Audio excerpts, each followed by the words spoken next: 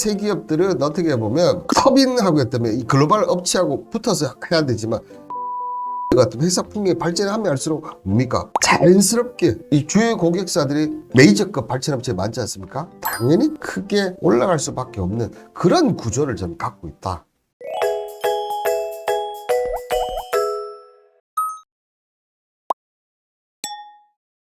퇴근길에 편하게 들으시면 여러분들 투자에 엄청 많은 도움이 되시지 않을까 생각드는데요. 오늘 이 강은 해상풍력시장 투자 확대 국내 기업의 비율은 얼마일까요? 자, 이 내용 들으니까 왜 우리나라는 조금 그렇다 하더라도 중국처럼 못하는지 늘 산업 관련해서 얘기해 드릴 때마다 제가 참 기가 막힙니다. 자, 오늘 내용 한번 시작해 보면요. 자, 한국과 영국의 무탄소 에너지 협력. 아시다시피 이 최근에 영국을 국빈 방문 중인 윤석열 대통령이 이 부인 김건희 여사와 함께 런던 버킹엄宮에서 열린 국빈 만찬에 찰스 3세 영국 국왕과 카밀라 왕비가 기념찬을 하는 사진을 지금 현재 보고 계신데, 이번에는 특히나 이 윤석열 대통령 부부 찰스 이 영국 국왕이 지난 5월 대가식을 가진 뒤 첫 번째로 초청된 국빈이다. 여기에 의회 연설도 있었고 예포를 무려 41발이를 쐈다고 하네요. 여기에 기마부대 호위 속에 황금맞이 행진도 했고, 그 다음에 왕실 근위대 아리랑 연주를 비롯해 사열도 했고, 런던 시내를 메운 태극기 왕세자 부부의 마중까지 나갔습니다. 여기에 단 2대변인 특별 제작한 왕실 리무진 제공까지 하면서 정말 엄청난 대우를 해준 거죠. 그러면 영국이 이처럼 공들인 이유가 과연 뭐냐? 보시는 대로 우리나라의 위상이 높아진 점이 크게 작용을 했다. 자, 브렉시트 이후에 각 나라의 새롭게 외교, 경제, 협력 관계를 재설정하는데, 이 영국의 입장에서는 우리나라가 미중 패권 경쟁의 핵심 분야인 BBC, 바이오, 배터리, 칩을 비롯한 원전, 방산, 통신, 조성 등 모든 산업에서 세계적인 제조 경쟁을 갖춘 유일한 나라를 평가를 받고 있다. 네, 블랙핑크와 함께 기영님 참 잘하시네요. 갑자기 가슴이 뜨거워진다. 특히 여러분들, 특히나 이 영국은 이 브렉시트 탈퇴 이후에 지금 상당히 어떻게 보면 지금 유럽 내 위상이 많이 떨어지고 있거든요. 이 유럽 3인방 하면 영국, 프랑스, 독일 아니겠습니까? 그죠? 이 독일인데 프랑스나 독일에 비해 영국이 지금 서서히 이게 많이 떨어지고 있어요. 그렇다 보니까 영국 입장에서 뭔가 새로운 연결고리를 잡아야 되는 거예요. 근데 중국적으로 잡자니 오히려 독일이나 프랑스가 더 적극적이고 영국이 거기서 좀 밀리고 있는 거지. 근데 미국과 하자니다 미국은 영국보다 프랑스, 독일 쪽이 더 있는 거고. 그렇다 보니까 영국이 이제 눈을 돌리는 데가 이제 보면 일본, 대만, 한국인데 어떻습니까?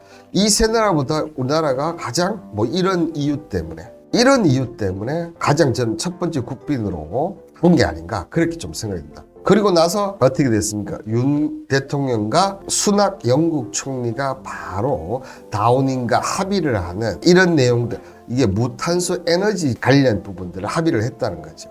자, 보시면 산업통상자원부는 영국 에너지안보 탄소중립부와 양국 간 에너지 협력을 확대를 하기 위해서 청정에너지 파트너십을 체결했는데, 자, 원전, 해상풍력, 핵심갈무, 수솔, 그리드, 정력기술, 연구개발 이렇게 다 있는데, 자, 무탄소 에너지입니다. 근데 그 중에 보면 원전과 해상풍력의 청정에너지 기술을 확대하고 연례 공급하겠다. 그러니까 원전을 떠놓긴 하지만 이게 솔직히 무탄소하고는 거의가 좀 멀자. 그렇다면 결국 해상풍력을 강화를 하겠다는 거고, 아시다시피 영국은 해상풍력 관련해서 정말 선두권을 달리고 있는 업체라는 거죠. 이거 딱 들으니까 왠지 우리가 좀 밀리는 것 같다 이런 생각이 좀 들기는 합니다, 여러분들. 왠지 좀 밀리는 느낌이 좀 든다. 기영님이 선조들이 크게 기뻐하실 겁니까? 기뻐하십니다. 네, 맞습니다. 크게 기뻐하실 것 같네요. 자, 이러면서 양국 간의 기간에도 총 8건의 뭡니까? 양해약서가 체결이 됐고요. 여기에 자, 보시는 대로 한전기술, 한전연료, 한전 KPS, 원자력 환경공단, 원전 수출, 원자력 대학교 등 팀 코리아, 영국 원자력 경설 모임이 운인 웨일스 어쩌고저쩌고 쭉 나와요. 그러니까 우리나라는 영국의 원전 쪽을 노리는 거고, 자, 보시면 밑에는 뭐 해상풍력 관련 정책 및 전문가를 교류 늘리는 공사를 해서 해상풍력 협력 MOU를 체결하고 해상풍력 정책대화를 협력하겠다. 자, 영국은 해상풍력에서 지난해 기준 중국 다음으로 세계 2위 규모의 설비 용량을 보세요. 영국은 어떻게 합니까? 우리나라의 해상풍력 관련 부분을 하겠다고 하는 거죠, 여러분들. 아시겠죠? 이 소식이 이어 바로 어떤 소식이 들려면, 자, 영국 에너지 기업 두 곳 부산, 울산 등 해상 풍력에 1.5조 원을 투자를 하겠다 이렇게 밝히고 있는 거예요. 코리오와 비파 관계자부터 투자 신고서를 접수받은 뒤 파트너십 계약을 체결했다 이렇게 되는데, 코리오와 비파가 총 1조 5천억 규모의 투자를 확정했지 않습니까? 근데 이 영국 그린 인베스트 그룹의 해상풍력 전문기업 코리아는 부산, 울산, 전남 등 벌써 지금 총 2.9 기가와트 규모의 해상풍력 발전단지를 8개 가까이 개발 지금 진행 중에 있어요. 여기에 또 지금 더 하겠다고 얘기를 밝힌 거죠. 자, 여기에 지금 최근에 보면 이 강남구 코엑스에서 열린 그린 비즈니스 워크 2023 해상풍력과 한국 산업에 대한 기대 발표 이런 뭐 있었다고 합니다. 저는 솔직히 자료 찾기 전까지는 몰랐는데, 또 특히나 이 오스테드 이 인천 해상풍력 대표 상당히 이름이 알려진 분인데, 이분이 이제 이번 이 발표 슬라이드 첫 장에 2013 3조 원이라는 숫자를 적었다고 하더라고요. 그래서 이 숫자를 꼭 기억해 주시기 바랍니다. 이렇게 해서 먼저 스타트를 했는데, 2013년에 영국 해상풍력 단지 LS 케이블의 제품을 쓰면서 한국 기업들과 협력을 시작해서 지금까지 한국 공급망에 3조 이상을 투자를 했다. 자, 이렇게 밝히면서 앞으로도 더 투자를 하고 특히나 한국의 해상풍력이 발전할 수가 있다. 뭐 이런 내용들을 밝혔다고 합니다. 자, 그러면 덴마크 에너지기 오스테드 같은 경우는 발전 용량 기준 세계 최대이자 세계 최초 해상풍력 개발사 선두권에 당연히 있겠죠, 그죠? 그래서 1991년 세계 최초 해상풍력 단지 덴마크 빈뎀이 지난해 운영을 시작해 세계 최대 해상풍력 단지 영국 콘시토, 딱 이상하게 또 영국과 연결이 돼 있어요, 그죠? 그러면서 아시아 태평 최대 규모의 해상풍력 단지 대만 창하 1앤 2앤 등을 개발했다. 그만큼 오스테드의 프로젝트 공급에 트랙 레코드가 있으며 글로벌 풍력 시장에 진출하는 게 용이해진다. 다수의 한국 기업들이 오스테드와 공급 계약을 기반하고 세계에 진출하는데, 이 중에 대표적인 회사가 LS가 되겠다는 거고, 지금 이 얘기는 또 이 오스테드가 대만에 지금 했지만 한국에도 하겠다, 어떻게 보면 이렇게 밝혔다고 보시면 됩니다. 그러면서 이 오스테드사가 얘기한 게 뭐 아시아 시장이 12년 후에 지금 해상풍력 시장보다 몇 배입니까, 여러분들? 30배입니다. 그만큼 해상풍력 시장 한국 기업의 기회가 있을 것이다. 그렇다면 우리 투자 관점에서는 이 해상풍력 관련해서 우리 열심히 잘 봐야 되겠는데, 답이 딱 이렇게 나온다는 거죠, 여러분들. 그죠? 답이 딱딱 나오지 않습니까?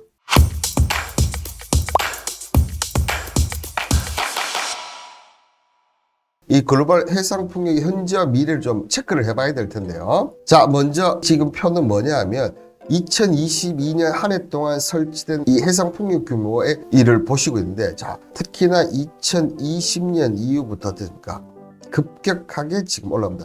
이때 보면 코로나도 있었지만 여러분들 또 한 가지가 뭐 있었습니까? 우크라이나 러시아 전쟁이 있으면서 에너지 문제가 대두되는, 특히 공급망에 병목현상이 나타나서 에너지 부분이 물론 2020년 잠시 들기는 하지만 이게 2027년까지는 정말 가파르게 성장할 예상이 있다. 근데 이 중에서 가장 큰 게 이 설치한 나라가 어딘 줄 아십니까? 여러분들 생각해서 유럽이겠지 얘기하시겠죠. 그게 아니고 중국입니다. 중국이 3분의 2 정도 차지할 정도로 중국이 특히 해상풍력 관련해서 어마어마한 위치에 있다는 거.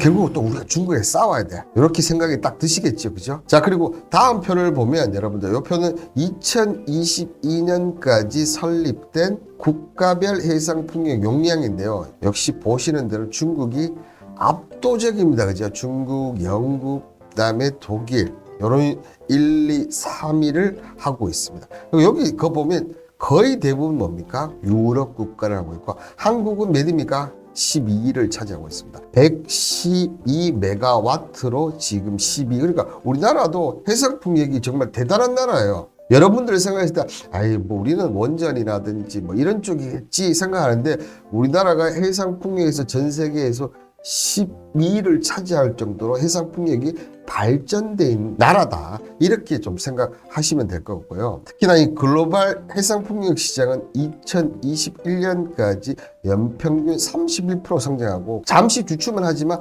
21% 성장할 전망이다. 그래서 신규 설치량은 2026년에는 30기가와트, 2030년은 50기가다. 돈 냄새가 살살 풀리지 않습니까, 여러분들? 돈 냄새가 해상풍력에 살살 풀리고 있다. 그러니까 우리나라에서는 지금 어떻게 보면 원전을 많이 얘기를 하고 있지만, 지금 전 세계적으로 보면 이 해상풍력이 지금 발전 속도가 어떻게 보면 가장 빠르게 이루어지고 있다는 것을 보여주고 있습니다. 여기에서 이제 해상풍력 시장 전망을 보면 계속 이렇게, 그죠? 거의 45도 각도로, 그죠? 올라가고 있어요. 그죠? 이 중에서 보면, 자, 유럽, 중국, 아시아, 북미, 이런 순서대로 가고 있는데, 자, 10년간 설치량의 지역별 분표들을 보면 유럽이 몇 프로 정도 하냐면 41% 정도. 그 다음에 중국이 36%고, 아시아가 12%, 북미가 9%. 자, 그렇다면 우리 입장에서는 아시아 시장을 정말 적극 공략을 해야 된다. 자, 유럽 같은 경우는 유럽이 워낙 해상풍력이 이 점유율도 높고 기술들이 좋기 때문에 유럽 시장 공략하기 쉽지가 않아요. 근데 북미는 9%밖에 안 돼. 그러면 이걸 포기하고 36대 12인 이 중국과 아시아 시장을 공략하는 게 여러분들 가장 효과적이라는 얘기겠죠. 그죠? 맞습니까, 여러분들? 가장 효과적인 거 맞죠? 기영님이 오늘은 좋은 정보 감사합니다. 네. 자, 그러면서 이 아시아 태평양 해상풍력 시장 전망을 제가 따로 이렇게 보는데, 역시나 중국이, 그죠, 여러분들? 중국이 차지하는 비중이 정말 엄청납니다. 그리고 그 다음이 대만, 한국, 일본, 베트남, 이런 식으로 얘기가 나오고, 이제 베트남 같은 경우는 최근에 이제 LS, 제가 이름을 까먹었네. LS 그룹 쪽에서 이제 관련 기사가 한번 나왔던 걸 제가 봤습니다. 그러니까 알게 모르게 여러분들 이렇게 지금 많이 하고 있고, 이 한국 같은 경우는 2013년까지 14.3기가와트를 목표를 하고 있고, 일본은 해상풍력 산업 비중을 수립해서 2030년까지 10기가와트, 그리고 2040년까지 30에서 45기가와트 목표를 지금 설정을 해놨습니다. 그러니까 이 해상풍력 시장이 여러분들 점점 엄청나게 커지고 있다는 것을 지금 보여주고 있다는 겁니다. 또 여기에 앞서 얘기 드렸던 누구죠? 로니 브레스트롬 오스테드도 이 아시아 태평양 사업 개발의 프로그램 총괄 겸 오스테드 인천 해상풍력 대표지 않습니까? 그가 해상풍력을 이 시장의 도전 과제에 동의할 6가지를 요약하는데, 가장 중요한 게 더 많은 재생에너지 수요가 날 수밖에 없다. 특히나 저는 개인적으로 봤을 때는 이 신냉전주의에서는 앞으로 이 물가나 인플레이션 이런 부분들이 쉽게 꺾이지 않을 것 같아요. 그래서 재생에너지 수요는 계속 늘어날 가능성이 높고, 자, 공급망 병목, 인플레이션 비용 증가, 이게 우리 2020년에 보여준 거예요. 그죠? 여기에 따라 시장 전체 경쟁 강화, 다양한 발전 원가의 시스템 통합, 생물 다양성 강화 등 이 6가지 도전 과제를 어떻게든 잘 풀어나가야 된다는 얘기죠. 기영님이 태평양 쪽도 우리나라에 잘 한다는 얘기 있는데, 풍력까지 잘 한다니까 겐시리부터 합니다. 네, 우리 K 해상풍력도 만만치가 않다는 거 얘기를 꼭 드리고 싶고요. 그 부분을 뒤에 나오니까 조금만 좀 기다려 주시길 바라겠습니다. 자, 그러면서 이 아시아 태평양 지역 해상풍력 주의는 단기간에 많은 수요가 있을 것이다. 그래서 아태 지역 각국 정부와 2030년에 목표 발전량을 고려하며 현재 2기가와트 수준인 중국을 제외하고 아태 지역 해상풍력 설치 규모가 2030년에 33기가와트, 2035에서 60기가와트. 여러분들, 자, 지금 2기가와트인데 10년 사이에 어떻게 된다는 얘기죠? 60기가와트입니다. 30배가 늘어난다는 얘기예요, 여러분들. 그래서 이 오스테드가 지금 아태 지역을 이렇게 진출하고 세미나하고 이렇게 열을 올리는 이유가 다 있다는 거예요. 그러면서 특히 그는 한국에 굉장히 많은 기회가 있을 것이다. 물론 한국에서 얘기하는 거니까 이렇게 얘기를 하는 거겠죠. 그죠? 한국에서 얘기하니까 이제 이렇게 얘기하는 거겠지만, 어쨌든 이렇게 지금 보고 있다는 거고, 특히 이 오스테드 같은 경우는 공급망 병목과 인플레이션 이슈를 부각을 많이 시켰는데요. 뭐 이 부분은 당연한 것 같습니다. 그죠? 이러한 공급망 병목이 한국기업 같은 기자재 업체들의 기회가 될 수 있는데, 자, 여기서 또 하나 팁 들어갑니다, 여러분들. 이 해상풍력 하부 구조물의 일종의 모노파일의 경우 2020년 초반에 공급이 더 많았지만 2026년께는 수요가 더 많아지는 역전현상이 이루어질 것이다. 이 해상풍력에 여러 가지 방식이 있는데, 모노파일 같으면 쉽게 제가 좀 설명을 드리면, 이게 바다예요. 바다면 우리 이렇게 해서, 그죠? 요렇게 해서 이런 걸 해서 이렇게 돌아가면서 풍력 발전을 하지 않습니까? 하면 바다 밑에 이렇게 어쨌든 여기도 바닷물씨 땅이 있지 않습니까? 여기 받는 요 구조물을 모노파일이라고 얘기하는 거예요. 모노파일이라고. 가끔 너무 좀 해설이 어렵다 하셔서 제가 정말 쉽게 좀 설명드리려고 이렇게 하고 있는데요. 요렇게 땅에 박는 요 지금 모노파일이 2020년 초반에 공급이 많았지 2026년에는 뭡니까? 수요가 더 많아지는. 자, 이게 어떤 의미냐면 지금 전기차 같은 경우가 여기 케이스에 해당합니다. 이 배터리가 뭐 어떻게 됐습니까? 항상 공급보다 수요가 더 많아지면서 이 배터리가 어린데도 불구하고 울트라급이 돼버려. 똑같이 지금 모노파일 같은 경우 그렇게 될 가능성이 높다는 거죠, 여러분들. 자, 그러면 이 모노파일을 하려면 어떻게 합니까? 자, 보시면 세아 제강이죠. 영국 해상풍력 모노파일 제조 공장에 6천억대의 자금을 확보했다. 한국무역보험공사와 영국 수출금융처부터 금융 지원을 받은 그게 6천억대의 자금을 마련했다는 거예요. 여기에 해상풍력 모노파일 공장 건설에 필요한 이 6천억 조달을 성공하면서 이렇게 해상풍력 외적인 부분에도 이렇게 시너지 효과가 나오고 있다는 거죠. 오늘 너무 많이 알려드리는 것 같은데, 여기에 또 뭐가 있냐면, 여러분들 해상풍력이 이렇게 계속 늘어나지 않습니까? 그리고 이런 모노파일을 설치를 하려면 이 모노파일 설치, 그러니까 해상풍력이 설치하는 또 배가 있어야 돼요. 근데 이 배 또한 엄청 모자린다는 거죠, 여러분. 그래서 이 배를 누가 하느냐? 뭐 삼성중공업이라든지 우리나라 조선회사들이 또 많은 수주를 지금 또 받기도 했고 받을 가능성이 엄청 높다는 겁니다. 해상풍력 하나로 철강, 조선까지 다 이래 더불어서 이렇게 지금 되고 있다는 거죠, 여러분들. 참 많죠, 여러분들, 그죠? 여기에 그러면 이 해상풍력 발전 기업들 현황을 한번 보면, 자, 보시면 이 해상풍력 우리 바닷가에 있는 거 많이 봤지요, 그죠? 저는 오이도에서도 한번 저쪽에서 본 것 같은데, 이 부분을 뭐냐면 풍력 터빈이라고 합니다. 이 풍력 터빈의 이 서플라이 체인 동향을 보면, 자, 이 풍력 터빈은 뭐 파운데이션, 타워, 그 다음에 브레이드, 허브, 뭐 드라이버 트레이션, 뭐 네셀러 등 여러 각가지 주요 부품들로 구성이 돼 있어요, 여러분들. 그래서 해상풍력의 핵심이 풍력 터빈이라는 정도, 이 정도는 좀 아셔야 될 것 같고요. 그렇다면 우리나라를 보면, 자, 2030년 온실가스 감축 목표, 2050년 탄소중립 목표를 할 수 있어서 풍력 발전 확대가 필요하다. 그래서 자, 온실가스, 탄소중립 이런 부분 때 해상풍력 앞으로 발전을 해서 그렇다 보니까 2027년부터 급하게 하겠죠. 근데 여기에 인허가 문제가 지금 걸림돌에 작용했다. 이 부분은 네 번째에서 얘기를 드릴 예정이 있으니까 좀 기다려 주시고요. 그리고 과거 대형 조선사들 풍력 특기를 개발해 나눴으나 트랙 리코더라든지 대량 생산 구축을 위한 물량 확보 어려움을 대부분 사업이 철수한 상황인데, 현재는 두산 에너빌리티씨를 비롯한 중심 터빈 기업을 한 두세 개의 회사에서 지금 하고 있다 보시면 되겠고, 특히 두산 에너빌리티는 최근 5.5메가와트급 해상 풍력 터빈을 런칭했으며 국내 환경에 차 같은 8메가와트급 터빈을 올해 상용할 예정에 있다.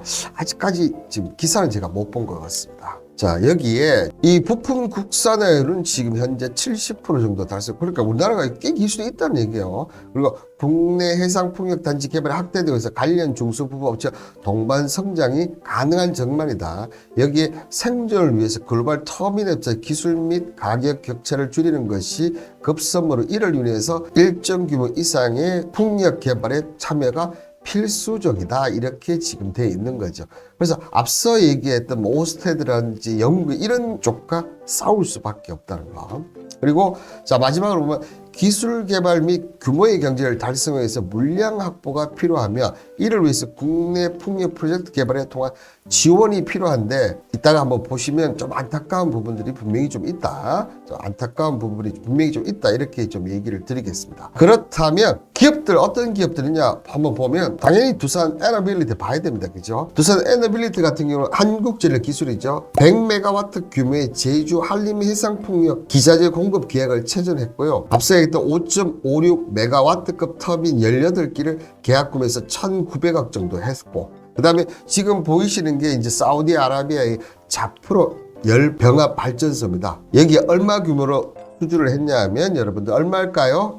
사우디입니다 여러분들. 자 5,400억 원 정도를 지금 수주를 해서 자프라 열병합 발전소에 이 두산 에너빌리티에 앞서 제가 얘기했던 뭘 얘기했던 터빈이 공급될 예정이 있습니다. 자 여기에 이제 삼성중공업 같은 경우도 뭐 배도 만들지만 지금 9.5메가와트급 부유식 터빈을 개발해서 6기가와트 규모로 추진된 동해 부유식 해상 풍력 발전 프로젝트 적극 공약을 했으나 끝까지 좀 들었어야 됩니다. 했으나 실패를 봤습니다. 이쪽은 이제 영국 업체가 딱 따먹었다고 얘기를 하네요. 삼성중공업에서 좀 안타깝기는 합니다. 그죠? 개발해놨는데 젠장 걸면서 그죠? 중국처럼 우리나라 업체 좀 밀어주면 될 텐데 그죠? 좀 안타깝습니다. 이런 부분은 어떻게 보면 그죠? 여기에 이제 유니스. 자 유니스 같은 경우는 올해 이제 말까지 해서 10메가와트급 터빈 상용을 목표로 했는데 아직까지 제가 기사는 확인 결과는 없고 터빈 상용을 위해서 자 보시는 이 해상풍력 하부 구조물 설계 제작 기술을 보여요.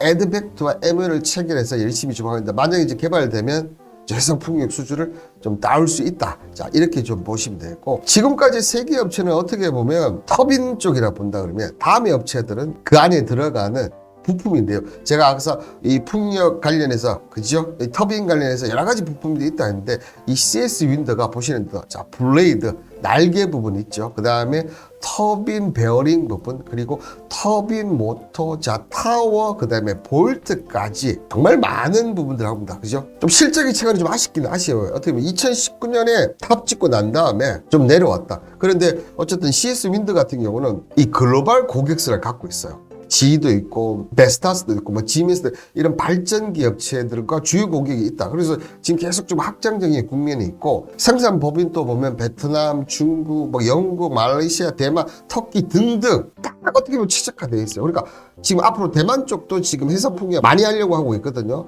아시아 쪽에 어떻게 보면 저는 최적화. 그래서 위에 세 기업들은 어떻게 보면 터빈하고 때문에 이 글로벌 업체하고 붙어서 해야 되지만 이 CS 윈드 같은 회사 풍력이 발전하면 할수록 뭡니까? 자연스럽게 이 주요 고객사들이 메이저급 발전업체 많지 않습니까? 당연히 크게 올라갈 수밖에 없는 그런 구조를 저는 갖고 있다. 아 여러분들 오늘 많은 팁 줍니다. 그죠? 이 기영님이 역시 자본금이 남다르네. 자 이렇게 제가 4개 정도 얘기를 좀 드렸고요. 현재 계획하고 있는 풍력 발전기 부품이 조립 공장에 계서도 중국이 압도적으로 많다. 앞서 중국이 또 이 해상풍력 관련해서도 3분의 1 차지할 때 많이 그렇다 보니까 육상풍력 공장이 17개 해상풍력 공장 47개가 중국에 지어질 예정인 반면 중국을 제외하고 육상과 해상을 모두 10개에 불과하다. 그렇지만 이 부분은 앞으로는 계속 좀 늘어날 수 있다. 제가 이 얘기를 한 거는 딴 게 아니고 중국과 우리가 경쟁을 해야 된다는 거.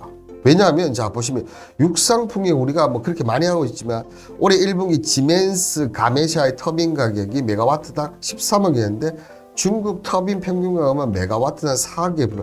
그러면 우리나라 요 중간이 분명히 될 거예요. 그죠? 메이저사 붙을 수는 없으니까. 근데 자 중국은 항상 약점이 뭐가 있습니까? 가성비는 좋은데 품질이 떨어진다니까. 그죠?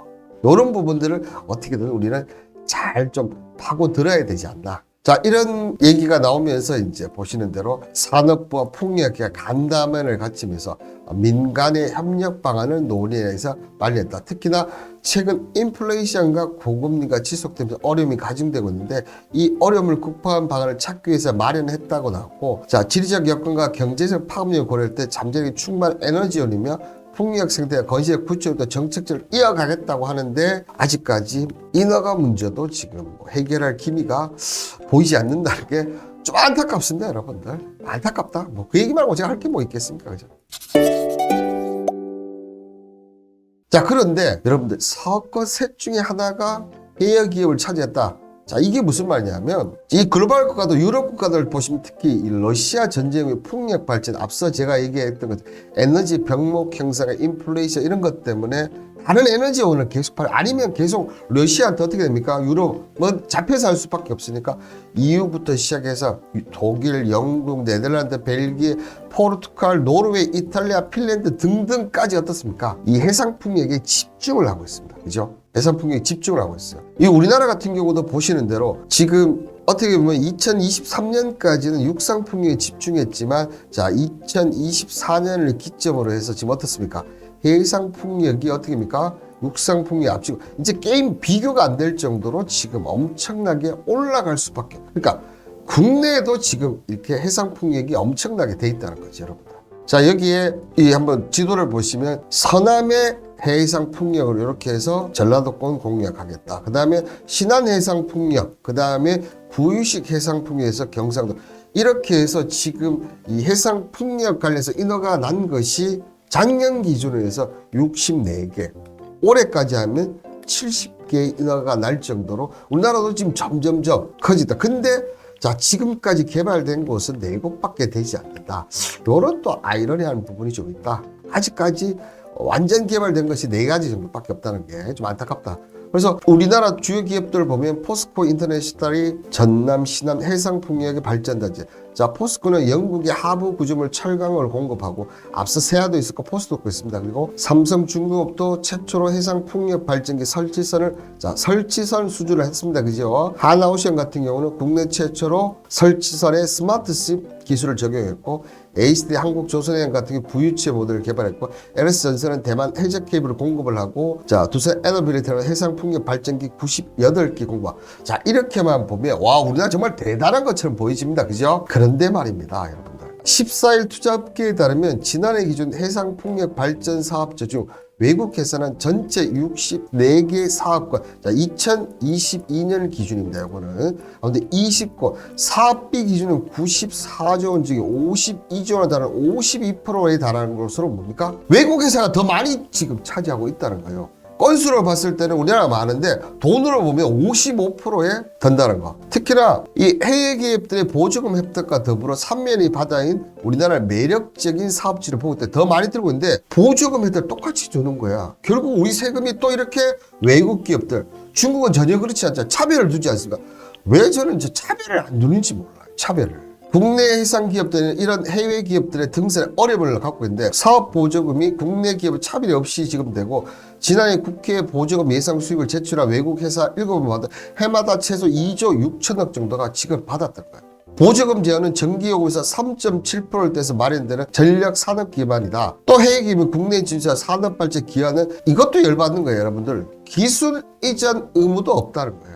까맣기죠. 우리나라 외국 가면 기술 이전도 해주고 뭐도 해주고 뭐도 해준다고 다 퍼주는데, 우리나라 들어오는 데는 야, 기술 이전도 안 해도 돼, 보조금도 줘. 저 같아도 열심히 들어오겠습니다, 여러분. 열심히. 자, 이렇게 되다 보니까 우리나라 이 해상풍력 사업에 관심을 보이는 기업, 자, 덴마크의 앞서 얘기했던 오스테드, 노르웨이 국영 에크노르, 그리고 세계 최대 그린 에너지 자산운용자 CIP, 그리고 세계 1위 풍력 터빈 제조사인 베스타스 등으로 이 기업들이 세계 해상 풍력 시장을 주도하고 있는데 우리나라 다 들어온다는 거야. 좋잖아요. 기술 이전 안 해도 돼. 보조금도 똑같이 혜택을 해줘. 저라도 당연히 우리나라를 엄청나게 들어올 수밖에 없을 것 같아요. 왜냐? 자, 우리나라 해상풍력이 앞으로 어떻게 된다고 했습니까? 이렇게 되잖아요. 2025년부터 급격하게 이렇게 올라가는데 저 얼마나 더 빨아먹을까요? 얼마나 많이 빨아먹을까요, 여러분들? 기가 막힙니다. 그죠? 자, 그러면서 이민재 이 NH투자연구는 국내 기업들이 재생에너지 조달 비율을 전 세계 R200 참여 기업에 비해도 미치지 못할 정도로 많이 떨어진다는 거예요. 평균만큼이라도. 그러면 만약에 이 50이 평균이다 칩시다. 근데 이 평균만큼도 우리 국내 기업들이 받지를 못한다는 거예요. 최소한 그거를 해놓고 나머지는 해외 기업을 주라는 얘기지. 어떻게 보면 기업님이 해외 자금 유치하려고 별짓을 다 이게 유치입니까? 걔네들은 코안 풀고 이게 코안 푸는 거 아닙니까, 여러분들? 또 이 마지막에 또 열받는 얘기가 많아서 좀 짜증난다, 그죠? 여기에 앞서 얘기했던 인허가 문제 역시 해상풍력 기업들의 성장을 막는 요인으로 꼽히고 있는데요. 사단법인 기후솔루션 해상풍력 인허가 보고서에 따르면 인허가 과정은 10개 부처 29개 관계 법령이 존재하는데 인허가까지 최소 6년이 걸린답니다. 미쳐버리는 거지 이게. 하나 하는데 6년이 걸린다? 와. 그렇다 보니까 입지 발굴부터 인허가 절차까지 모든 사업자가 전담해야 되고, 야, 또 사업자가 전담해야 돼? 여기 지자체의 불명예 인허가 기준으로 사업 불확실이 커진 점이 기업들의 불만. 기간 또 6년이야. 그죠? 여기에 절차까지 기업 담당이야. 그리고 인허가 기준도 불확실해. 이래놓고 해상풍력 열심히 해야 되고 저렇게 목표량을 설정해 놓은 게 여러분들 말이 됩니까? 안 되죠. 그렇다 보니까 이 해상풍력을 발전을 촉진시킬 수 있는 어떤 지금 진행을 하냐면 특별법안. 지금 정부가 제일 좋아하는 거지. 어떻게 보면 특별 법안을 만들어 한다는 얘기가 나오고 있고, 지금 이 부분을 조속히 하기는 하지만 그런 부분이 없다는 거죠. 근데 여러분들, 이 삼면인 대한민국 정말 누구보다 해상풍력 발전이 빠르게 정말 성공할 수가 있는 요인을 갖고 있지 않습니까? 그런데 지금 어떻게 보면 정부가 이 해상풍력보다는 원전 쪽에 더 비중을 두고 있는데, 여러분들 오늘 제 방송 내용을 들어봤을 때 이게 우리나라뿐만 아니라 글로벌적에서 해상풍력을 정말 엄청나게 지금 성장을 시키려고 했습니다.